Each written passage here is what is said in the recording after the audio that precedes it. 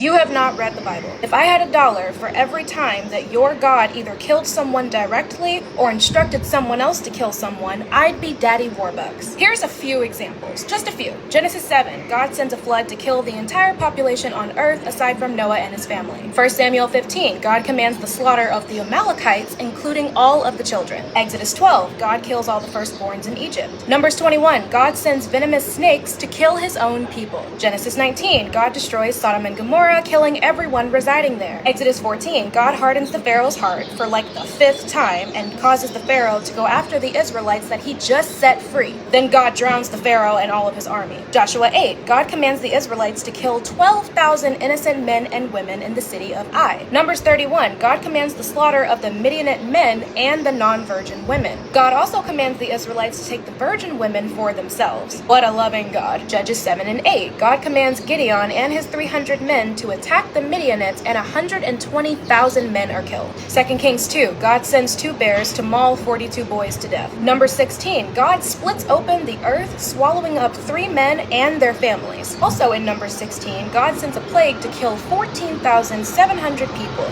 because the Israelites were upset with God for killing those 3 men and their families. God really said, oh, you don't like me killing people? Let me kill more people. Judges 16, God helps Samson kill himself and a bunch of Philistines along with him. Exodus 32, God commands the Levites to kill their brothers, friends, and their neighbors. 1 Samuel 6, God strikes down 70 people for looking inside the ark of the Lord. Some Hebrew manuscripts say 50,070, but my Bible says 70. 2 Samuel 24, God sends a plague to kill 70,000 innocent people as punishment for David counting all of the fighting men in Israel. Isaiah 37, God kills 185,000 Assyrians in their sleep. I could go on. Those are just the ones that I know off the top of my head. And please miss me with that, oh, but that was the Old Testament bullshit, because y'all certainly care about the Old Testament when it comes to the story of creation, Adam and Eve, Noah and the ark, the 10 Commandments, Moses, King David, and those few verses in Leviticus about being gay. Yeah, all of a sudden y'all care about the Old Testament then, huh? Plus, your own God says in Malachi 3 and 6 that he does not change, meaning he's the same murderous God in both the Old and New Testaments. This is probably one of the easiest videos that I've made, and it's not like that one Christian that I made a video responding to who somehow didn't know that there was rape in the Bible. Anyone with a brain who has heard of this God knows that he's a killer. Yahweh is literally a war god. That's why there's so many instances of him telling his people to go into battle and kill everyone. He's a bloodthirsty, murderous war god. What I'm struggling to find in the Bible, though, is this many instances of this God showing love. Christians are so convinced that God is love when there's little evidence of that in the Bible, but there's plenty of evidence that he's a killer, and y'all are finding that hard to believe? I know the whole thing with Christians is like having faith and believing in shit that you can't see, but I didn't know that y'all were just blatantly ignoring evidence that's right in front of your face.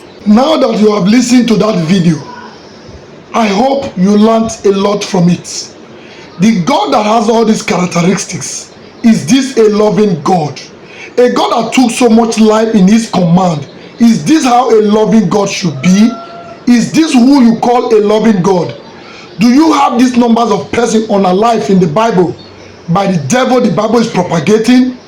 Please, my fellow human beings that are religious, give this a critical thought. Remember, humans wrote every religious book and then told people that they were inspired by God to write those books.